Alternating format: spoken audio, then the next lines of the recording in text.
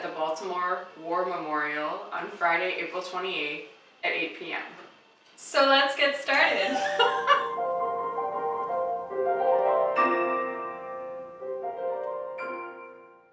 So the opera is called As One. It was written by Laura Kaminsky, and the librettists were Mark Campbell and Kimberly Reed.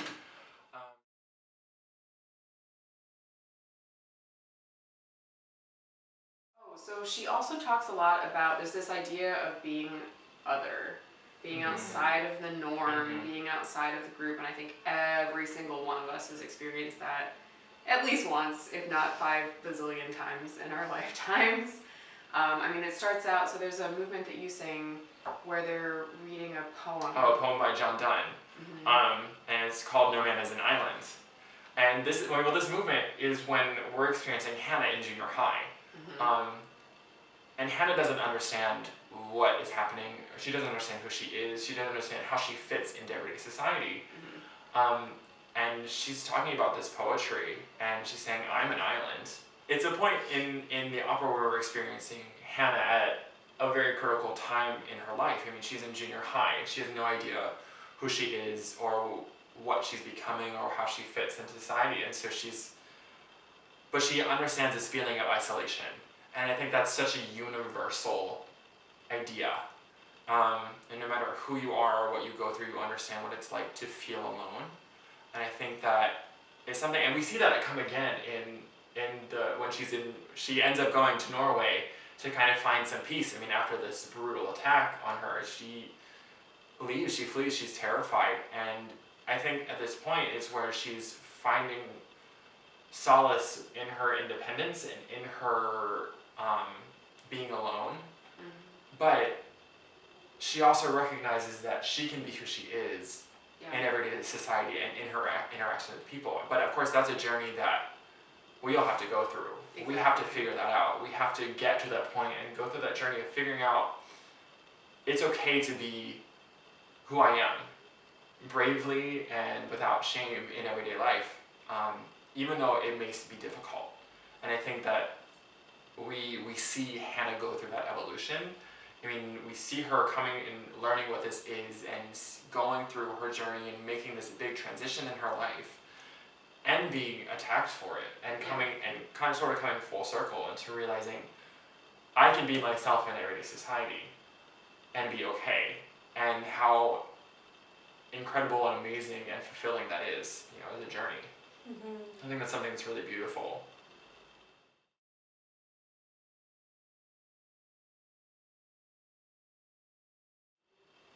What is it like to perform this piece for both of you in our current climate, and what do you think the importance of that is?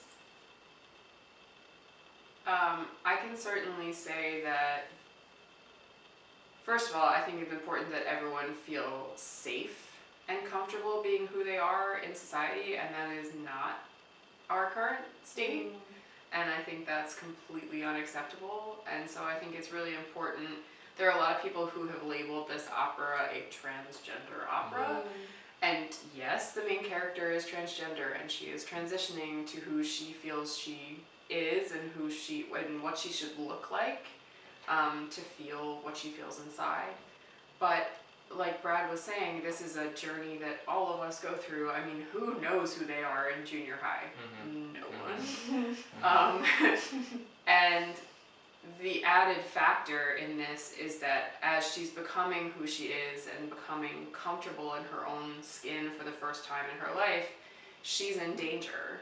And I think that's just unacceptable, and I think it's something that needs to be addressed. So I'm Hannah after, and I have to sing the attack movement, and it is terrifying, and no one should ever have to go through that. And I think it's important that we all, like I said before, put ourselves in the shoes of someone who is in danger just by being who they are, and recognize that that's not something that anyone should be subjected to.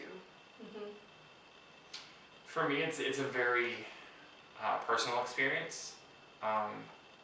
As someone who doesn't identify in the gender binary, and going through that struggle of figuring out who I am and how I fit into the world, and singing Hannah before,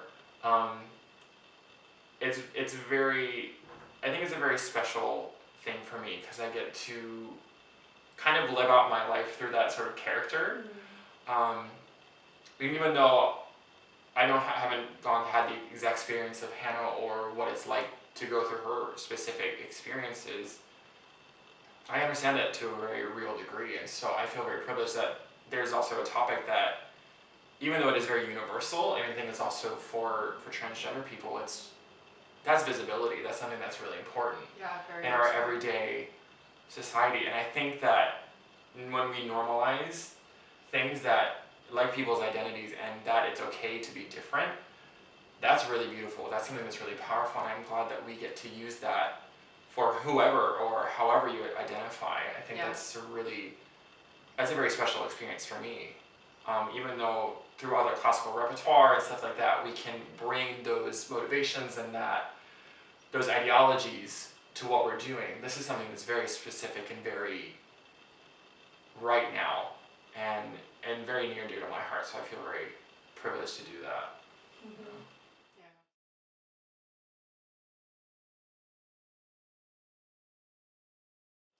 By being able to perform this piece, by both, being great singers like both of you are, and just being able to put on this concert and perform this piece, are you maybe giving voice to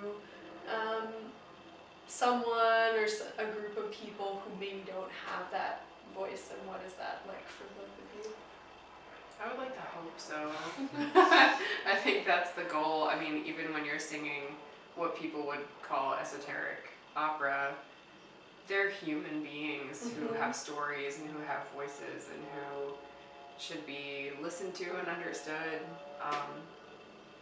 And I think it's just a really special experience to step into someone else's world and experiences and meld them with your own and meld them with your audience and connect with the audience on a very basic level. Like, hey, we've all felt excluded and we've all felt different, and we don't all fit in boxes, because who does fit in the boxes that are created?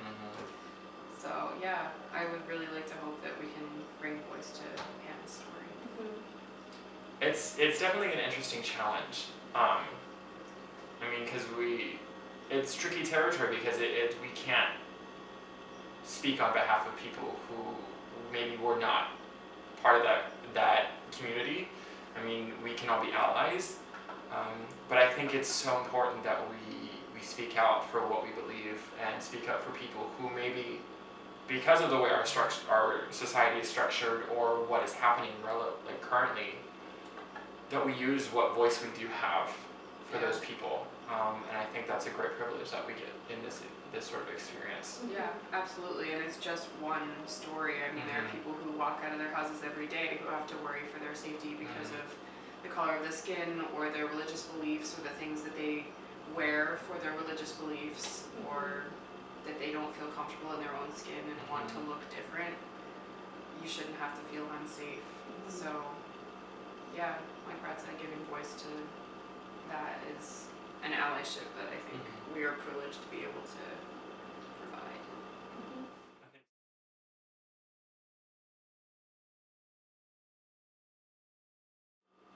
Well, I also wanted to say the reason that we chose As Caged Birds is partially from the bird theme from the Weir cycle, but I feel like all of us feel sort of trapped within our own bodies and our own minds a lot of the time, and a lot of the pressures from society, so that's where that title came from. But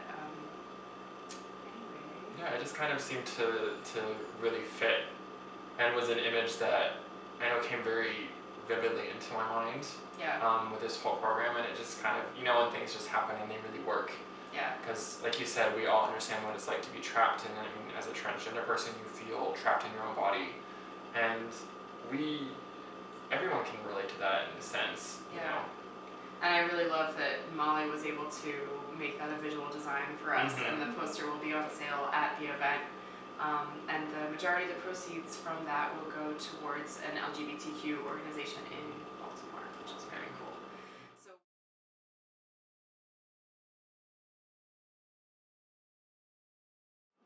I think so much of this concert is that we're trying to embody the idea that we are human, that everyone, however different or unique or what their struggles are human, and that they deserve respect and dignity and to be recognized for who they feel that they are, no matter what creed or identity or belief that is.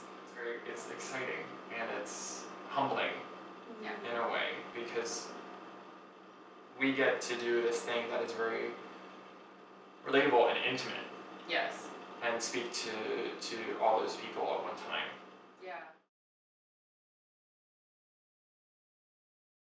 So we really hope that you'll join us on Friday, April 28th at 8 p.m. And thank you so much to Elle for moderating our discussion. No problem.